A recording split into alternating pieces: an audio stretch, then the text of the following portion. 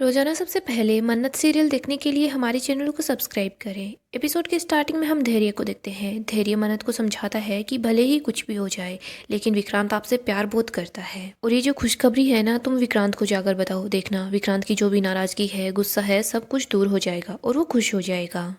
आपने विक्रांत को गुस्से में याद दिलाया ना कि उसने कितनी बार आपका साथ नहीं दिया, लेकिन विक्रांत ने क्या बोला? जब उसका गुस्सा शांत हुआ तो उसने आपका साथ दिया है। विक्रांत आपसे बहुत प्यार करता है, वो आपकी बात को जरूर मानेगा। क्या हुआ कि विक्रांत का गुस्सा बहुत बुरा है, लेकिन आप इस बात से इनकार नहीं कर सकती कि वो आपसे प्यार करता है। मुझे भी पता है, आपको भी पता है कि विक्रांत आपसे बहुत ज़्यादा प्यार करता है। मना जी, आप और विक्रांत एक दूसरे के लिए बने हो। आप दोनों एक दूसरे से दूर नहीं रह पाओगे। और ये बच्चा है ना, आप दोनों के प्यार की निशानी है। जब आप इस बच्चे के बारे में उसको बताओगे ना, तो वो आपको अपनाएगा और आपसे माफ़ी भी मांगेगा। और क्यों नहीं अपनाएगा, मैं उसे थप्पड़ मार दूंगा। मन्नत बोलती है कि मुझे नहीं लगता कि ऐसा होगा। धैर्य बोलता है कि क्यों नहीं होगा ऐसा, वो आपसे बहुत ज़्यादा प्यार करता है। मन्नत धैर्य को बताती है कि विक्रांत ने मुझसे बोला कि उसे मुझ पर और आपके रिश्ते पर शक है। उनको ऐसा लगता है कि मेरा आपके साथ अफेयर चल रहा है। ये बात सुनकर धैर्य काफ़ी ज़्यादा परेशान हो जाता है। वो बोलता है कि उसके दिमाग में ऐसी बात कैसे आई।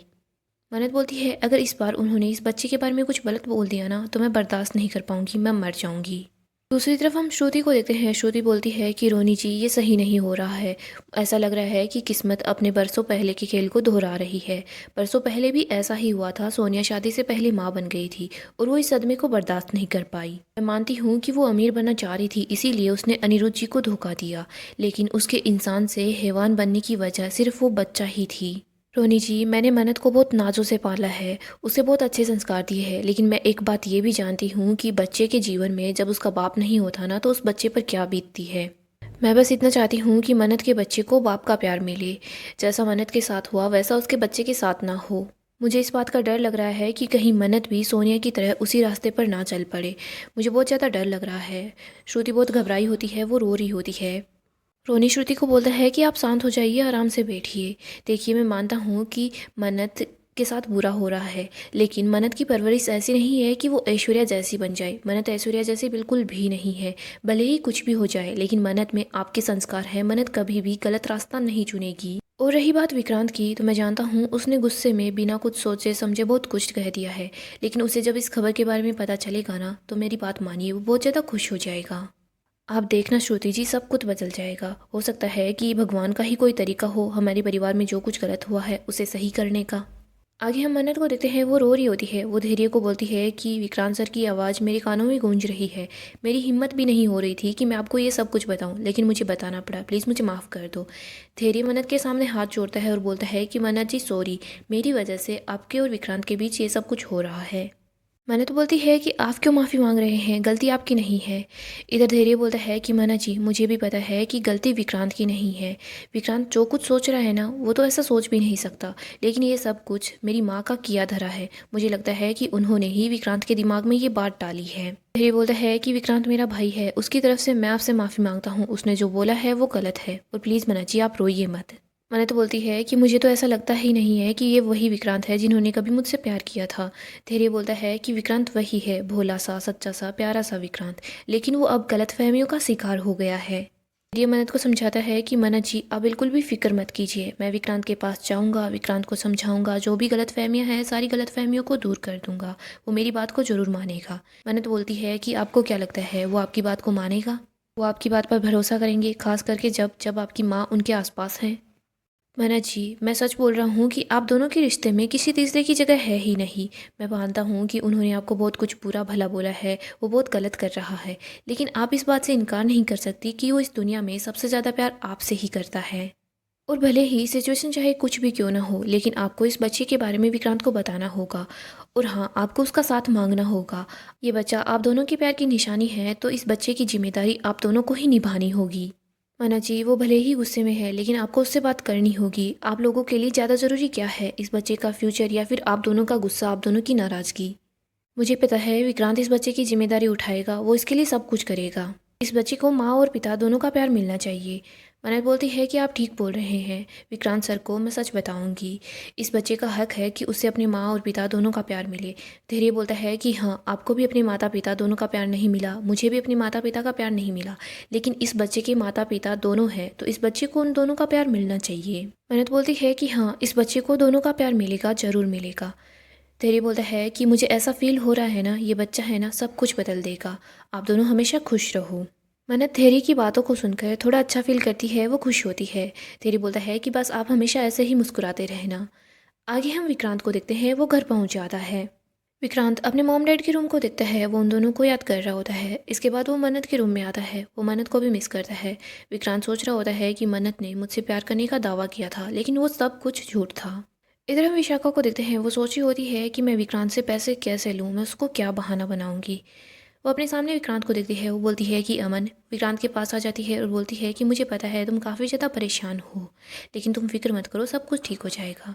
मुझे तुमसे बहुत ज़्यादा ज़रूरी बात करनी है। विक्रांत बोलता है कि अभी नहीं, अभी मैं अकेला रहना चाहता हूँ, हम बाद में बात करते हैं।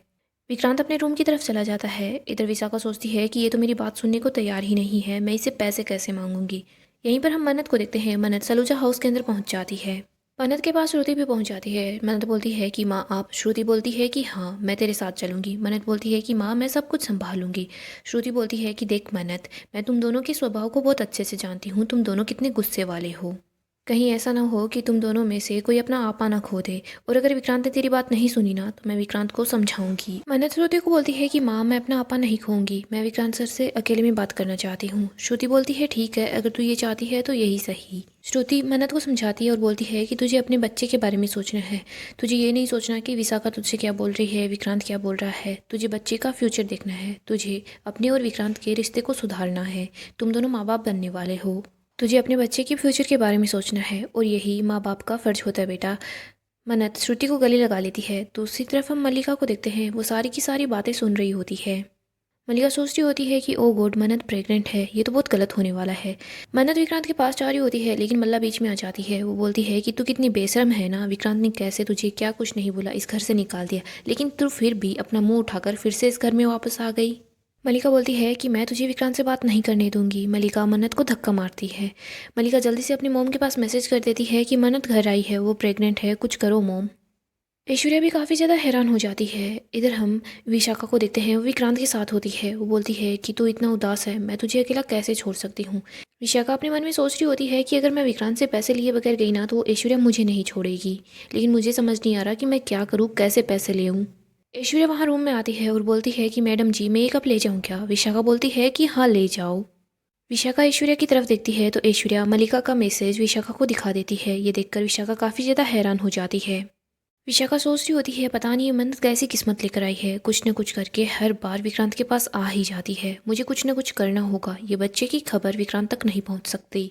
इधर मन्नत को देखते हैं, विक्रांत के पास जा रही होती है, लेकिन मल्लिका बोलती है कि मैं तुझे विक्रांत से नहीं मिलने दूंगी, और तू फिर इस घर में क्यों आई है, और वैसे भी तूने विक्रांत को धोखा दिया है, तुझे वो धोखा देकर चैन नहीं मिला क्या जो तू फिर से इस घर में वापस आ गई है। मल्लिका फिर से मन्नत को धक्के मारने वाली होती है, लेकिन हम देखते हैं मन्नत मल्लिका का हाथ रोक लेती है। उसको बोलती है कि तू इस घर की मालकिन नहीं है, तू मुझे नहीं रोक सकती, और मैं और विक्रांत सर हम दोनों के बीच कोई आ भी नहीं सकता। देख अभी मैं उसके पास जाती हूँ। मल्लिका सोच रही होती है कि ओ गॉड, अगर विक्रांत को उस बच्ची के बारे में पता चल गया ना तो हमारा पूरा का पूरा प्लान बर्बाद हो जाएगा।